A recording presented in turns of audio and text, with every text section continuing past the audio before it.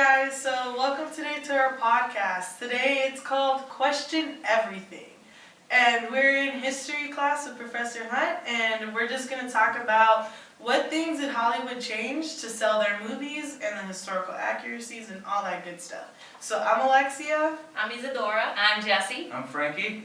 And today we brought each of our own movies to come and discuss and put on the table and just rip apart. So Alexia and I did Marie Antoinette, and basically the movie was just about the lifestyle and the glamour and all the kind of things that the people thought that she was really doing with the money. A satirical look. Yeah. A satirical look. Because there's no way in heck Kirsten Dunst can pass off as the Marie Antoinette in real life. I know, especially since she came to France as a little kid, and then she got married and appointed queen at like age 12 or 13. Mm-hmm. Which the movie doesn't say anything about. Yeah, It looks like she's the a only grown-up. historical thing that was accurate was him saying that we are too young to rule. Right. But they look like teenagers right then. Very Yeah, questionable casting. Yeah. And Actually, that's what I had gotten messed up on because I don't know a lot about history, sadly. But when I watched the movie, I'm like, wow, this woman is portraying and doing all of these fun things in her country. But then they're using all this money. Keep going. It just kind of seems like she's spending and spending and spending. And yeah, and especially since they're not showing you where it's coming from, right? Yeah. Does she have an infinite bank? Is there money trees in the back of the palace? Like, is she Exactly. going back and be like, oh, I'll take back $400 and then I'll buy blah, blah, blah, blah, blah. You know, no. Doesn't tell you where all this money is coming from. Yeah. There's not a lot of history. Sophia Coppola just kind of played around with the notion of, oh, I'm going to kind of make this into like a teenage love story. Yeah, Right, and although that's what it seemed. there is one thing though, is that they really did keep accurate the traditions, and when she gets out of bed every morning and the routine that they did, that is true. That they stuck to that. They stuck to how the palace looked and all the historical accuracies with that. Another issue is the accents. The kid's the only one with the French accent. And also the back to King of France, the Rip Torn, the King of France. exactly the most American accent. No, you're not. You're the guy from Men in Black, right? That's Yeah. all that is, the guy from Men in Black. That is one thing that I think that movies actually kind of do is, you see one actor or actress and you're like, oh, okay. Because like, you say Men in Black, I saw Kristen Dunst and all I saw was Interview with the Vampire. All I saw was that cheerleading movie. I didn't even recognize him, to be honest. To be really honest. And there was another gal from Saturday Night Live, I don't know if you guys have noticed, that she was one of the court people that kind of stuck her nose up at the girl, didn't really like her, Kirsten Dunst, I should say. That added to Was the she the comedic one with the element. boss? She was the Molly Shannon, Yes. and she was in the first portion of the film. She kind of Yeah. disappears around the middle, Mm-hmm. and you don't know what happened to her. Another fault of the movie, it doesn't explain what happens to some of the characters. They just kind of disappear. Exactly. You know what? I didn't think about it. You're right. There were a lot of missing details as to what was happening to people, although obvious statements, but I didn't recall. But the film was fun. It was a fun movie. Mm-hmm. It was a fun If movie. you take our lens off of it, it is a good movie. And I will say it is very romantic. And even though that affair, it wasn't that open. And there was no way other people around would even be in that same house while they're doing it, because they could not risk people knowing that, especially when she was trying to produce a boy. So, and you don't really have accurate pregnancy tests back then, so you don't really even know one of the kids, So, it's just really crazy how many liberties have been taken as to her story. They completely over-glamify it, they romanticize it, and it's just completely ridiculous. Right. I thought it was a good movie too. It Like was. it was fun, but after I watched it, I was like, wait. And especially the music choice too. They had the Strokes, all these I love low the music music choices. choices. Yeah, it's good, but when they played the Yeah. French, the harpsichord, I think it's called. When they played that, it sounded kind of like jarring, because I'm like, okay, you're sticking to these 2000 age music, but then you're gonna bring in the harpsichord for it, and then it's kind of like it hurts in a way. They had to modernize it in some way, and when you mention it hurts, you're absolutely right, because it hurts history. Yeah. And also the viewer, because it's like you're trying to stay in this world, and they're like, it's a really good portrayal of everyday life right there in the castle. But then you hear these new age music, and then you're just confused, like, okay, like, this is really happening. Exactly. I don't think they would be listening to that kind of music. No. Well, in conclusion, films like that, it kind of pushes the viewer to want to learn more, because they say to themselves, is this what really happened? Did you really eat this much cake? Yeah. If you want to let them eat cake, how are they if she ate it all, right? There's no more cake. There's no cake in the kingdom. It's gone. Ate it all. The cake is gone. And then That's what and everyone's she's eating upset over. donuts, and she's eating all this. Where did the donuts come from? Was there a Happy Donuts there that we didn't know about? I don't know. And then especially the ending, they totally sugarcoated what happened. Just What? rode off into the sunset in their carriage, trying to flee the castle. They only showed the demolition of their royal bedroom, and then that was it. And then it was the end. They completely just left the guillotined part when their family is murdered. And also they had another kid. There were 4. The baby died. There was actually 1 more. Oh, But they wow. only had 2 in that carriage. Right. Yeah. So that's part of history that I didn't quite know, especially based on the movie. But there are a lot of movies out there that start off being historically fact, at least you think when you're going to sit down and watch it. For instance, your movie, JFK. Yeah, the Oliver Stone classic. Yes. Released in 1991, a screenplay by Oliver Stone and his partner Zachary Sklar, I believe his name was. Based on 2 books. One was called On the Trail of the Assassins by Jim Garrison. The other one was called Crossfire. It's the plot that killed Kennedy. Jim Mars. Unfortunately for JFK, though, both these books are entangled in conspiracy. And unfortunately for us moviegoers, Oliver Stone loves conspiracy. Loves conspiracy so much so that he won't care to not hold back and not saturate his film with so much inaccuracy. In this film, I don't see a lot of truth, which is unfortunate, because a lot of the films that we're watching, that you guys are watching, there's some fiction, but there's a little bit of truth to it. With this film, I look at it as mostly 80, maybe 85, 90% conspiracy. Basically, he was shot. That's Yeah. probably The only truth that I see are being portrayed. That's the only truth that I see. Yeah. He accuses the Warren Commission of tampering with eyewitness reports. Exactly. He accuses the CIA of threatening witnesses into saying something else. And then the entire part with Donald Sutherland's character, Mr. X, with that entire section, Donald Sutherland sits down with Kevin Costner's character. Now, Oliver Stone sets up this scene to make it seem like it's 100% factual.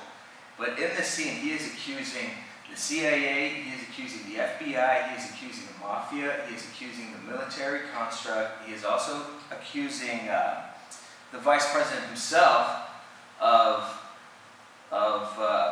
the assassination of Kennedy.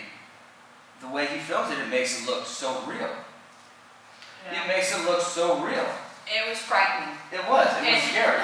To the point where you have to ask yourself, did this really happen, and where did he get this information? Right. I remember, so I've been to Dallas, I've been to Dealey Plaza, and I just wanted to do the walk and see exactly where everything was. I stood right where he was shot. And then watching that film, my first thought was, oh my gosh, this is really intense. I mean, like, why isn't anybody investigating this? Like, right now, why haven't I heard about this? Yeah. And then sadly, I come and I talk to you, and you're like, yeah, half this film is fake. Mm-hmm. The only truth about the film is that he died that day. Mm-hmm. Yeah. and everything else is speculatory. Mhm. So that's very scary towards me, because unfortunately I like movies and I like the visual aspect of it, and that's your film out of every other film that we're discussing today, I believed. Mhm. And I'm one of those moviegoers that, history people really probably don't like. Don't watch the movies for history. I like that too. Yeah, I will say that movie was tough to get through. I mean, just the 3 hours alone when I saw that, I was like, okay, this is gonna be a journey. And then I just felt that their delivery and the way that the characters are portraying their characters was kind of like bland and mellow. So I felt that was the tone I was going for, and then it did kind of pick up when it started to get more and more intense. But then again, in the back of my mind, I'm like, most of this stuff isn't probably real. So I think that was my thing with that movie. Right, but it brings up a really good question. It brings up Is a it lot. real? Yeah. Is it not real? I Yes. know it's a lot of entertainment, but It's a great example of using a lot of inaccuracy in order to sell a film. Yeah, If it wasn't Oliver Stone doing it, it wouldn't have worked. exactly. But it was Oliver Stone. He could do that. He could put all of that. He could make it into some other thing, but it still works. yes, and I think incredible director, but the history makes me want to go back and read more about what Yeah. That is happened true. during Just that like time. with Yeah. Marie Antoinette, you want to go back. And Yeah. It does inspire you to really look back on it and think, does this really fit or not? And Mhm. see what exactly was the truth. That's what that Yeah, movie does. I think those movies, they kind of get you confused because you're like, what is true, what is not? Especially like myself, like I don't know anything about American history. The presidents like JFK, I don't know anything. So I saw the movie and I was like, all right, I really still don't know what happened because it doesn't like. Not very clear. Yeah. It's not very clear, This film was very personal to Oliver Stone. Because when the Warren Commission came out with their findings, he felt like it was a fictional narrative to what he really felt happened. And a lot of other people felt the same way. When people read the Warren Commission, they thought, oh, there's something else here. The government may be hiding something. Oliver Stone took that and just went to a massive extreme with JFK. Yeah. A major extreme.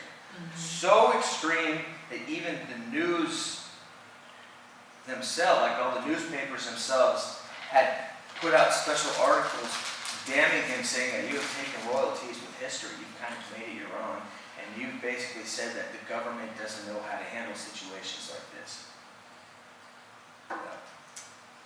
Oliver Stone. Oliver Stone. He Yeah. is the man.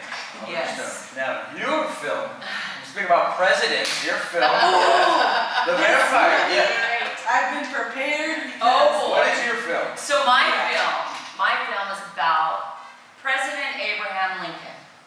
Great man, great man. honestly, What did he do? He hunted bandits. That's the history that you people don't know. He's okay? a vampire. He was a vampire slayer. Yes, before his day, that's what got him into presidency. Could you explain to us like how the vampire thing was set up? Like what are the rules and like how did he even get into it? So, it's funny you say that because back whenever his father was working in the film, back when his father was working he saw one of his buddies. One of his buddies was actually getting, I would say, assaulted by his owner. He was a slave. He actually wasn't necessarily a slave. There was free slaves still out there, but he got very upset and took axe to him and tried to kill him, all that fun stuff, but later found out that, later in the film, he tried to go and revenge his death, not his death, but revenge, go seek. And, Because the owner of that store was a vampire, and as revenge for hitting the little black kid was to kill his mom. So oh, right? yes, Yeah. that's right. So then he had to avenge his fella, and the death of his mother. And, that's whenever he found out something evil was happening. Whenever his mother, in the film, it showed that his mother was Yeah. going ill or becoming ill I think by they- something that man was doing to her. Yeah, I think they denoted it as plague or Well, yeah, because his son died. I mean, in real life, his son had died from a plague. What about his mom? Do you No. know anything about his actual family history? Not based on this film. And I one know thing that- about his kids is that he has 4, and in this movie they only focus on one kid. That dies. That does. Yes. But there His was no eldest child. evidence. There was no evidence or implication that there are other children. His eldest child, his firstborn, ended up being very powerful in politics. But that was the only child that had survived. The 3, I believe he had 3 siblings, and they all had died young of disease. Right. And that's Vampire attacks based on this film, but Based it on this wasn't film. plague like you said. But the way how the movie portrayed it is that there was only one kid and he was the only one who died, and so that was the inspiration for him to pick up the axe again.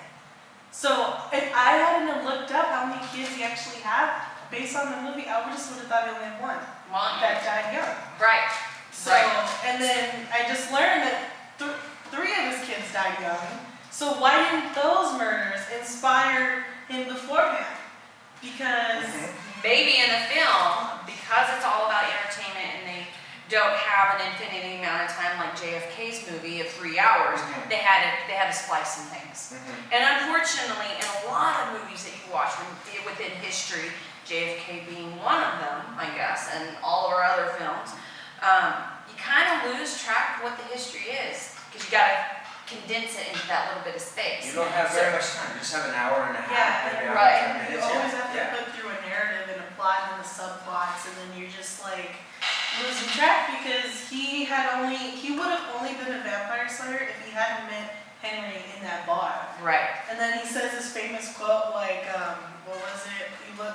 A man only gets that drunk when he wants to kill a man or something. Kiss a girl. Kiss a girl. Yeah. I Kiss a thought girl that and was kill a man. But I will think say that's there amazing. are a lot of continuity errors for me in that movie, especially with the whole vampire world. Because That's it got me huge. mad. It got me really mad how they didn't stick to their own rules that they made for it. Like for example, I mean this is kind of off track, but like you know how when he turns Henry to kill his wife, and then Henry wants to kill the dude who just killed his wife, and then he's like, oh, you can't kill other vampires. That's the rule. And at the end of the movie, at the train, at the climax, they're hitting each other with the intent to kill each other.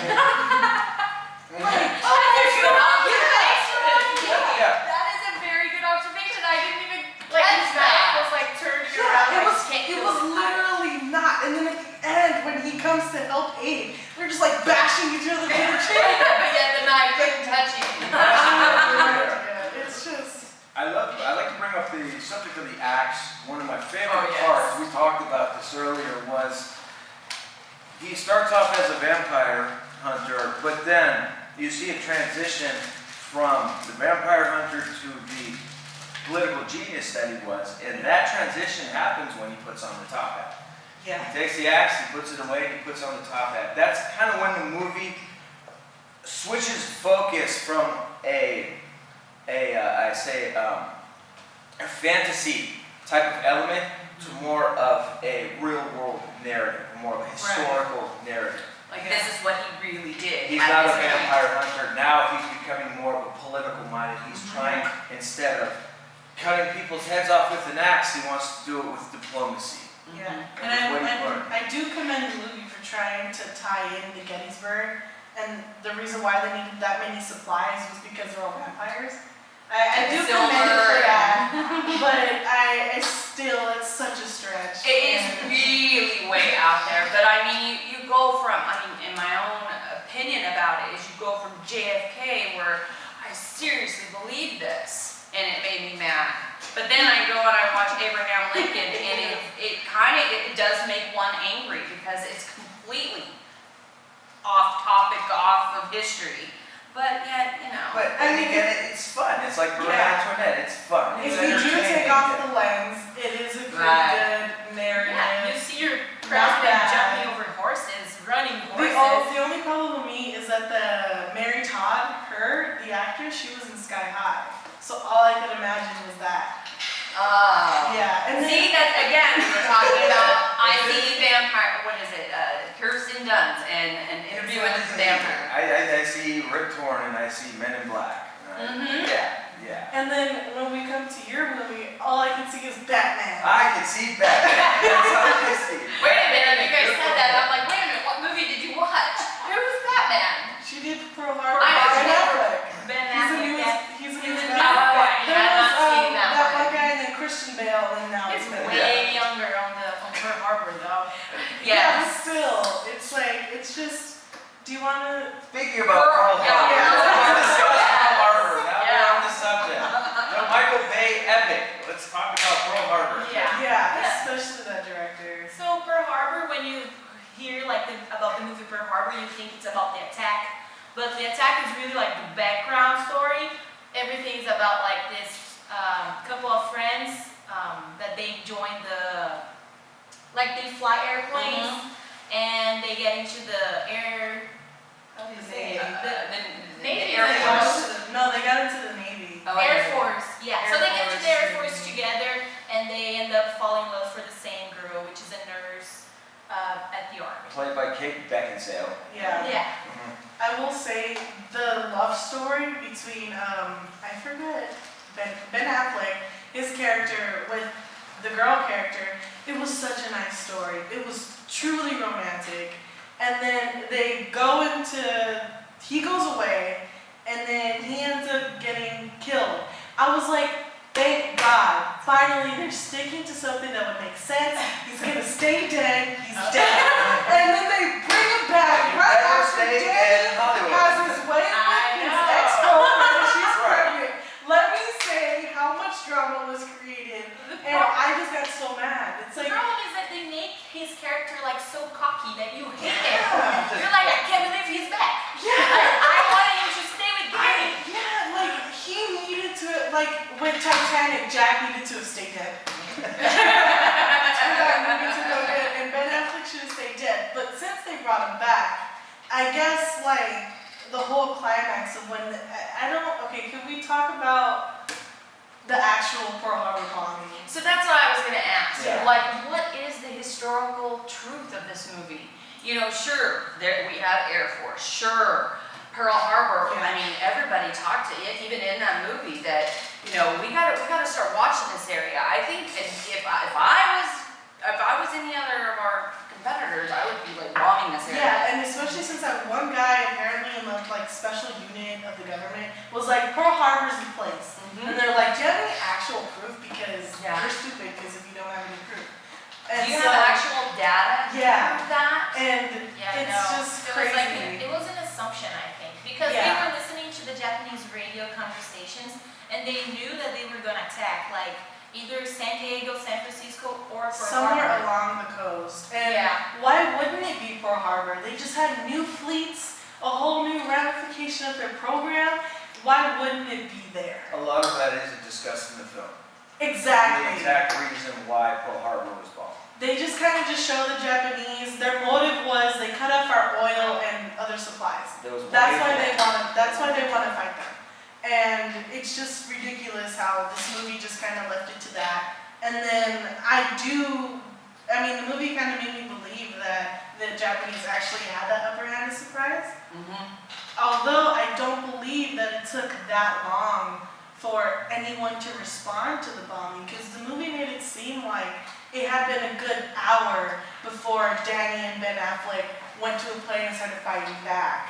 Or any other people to come. Like if the president found out within like 20 minutes that Pearl Harbor was happening, why couldn't they call another, like the Marines or someone else to come and help? It I think- reminds Well, us the message they sent to Pearl Harbor got in like an hour after the Yeah, attack. that's true. But That is true.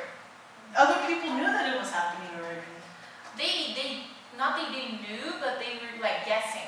So it was all like based on guessing. It's just, if you think about it, like Hawaii is like, what, 5 hours to fly to from here? The presidents in there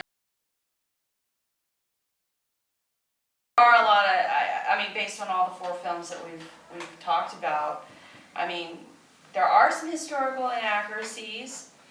Abraham Lincoln was the president, but was he actually a vampire hunter? Who knows? Like, mine was an actual Queen of France. The boudoir or whatever she was. Whatever she was. Like, was she really that into herself, or all she really wanted to do was to get the nicest trees, the nicest clothes, and just Donut. let everyone else eat cake? Yeah. Like, it's crazy. Even though she's eating all the cake in the kingdom. This time in the movie. Yeah, Pearl Harbor, it's I wouldn't say it's inaccurate. It has some truth, but it's not very explored. Yeah. That's a good Like, explanation. they get right up to the cusp of them having it, and then they just completely left field. So it's literally like a background story. So what comes out of the movie is like, go do your research. Mhm. Go see what's true and what is not. Mm-hmm. Mm-hmm. Did Yeah. the CIA or did the government really want to take out JFK? Read about it and find out. I don't know. Who knows? Alright. That's Thank our part. you. Thank you very much for listening and have an awesome day.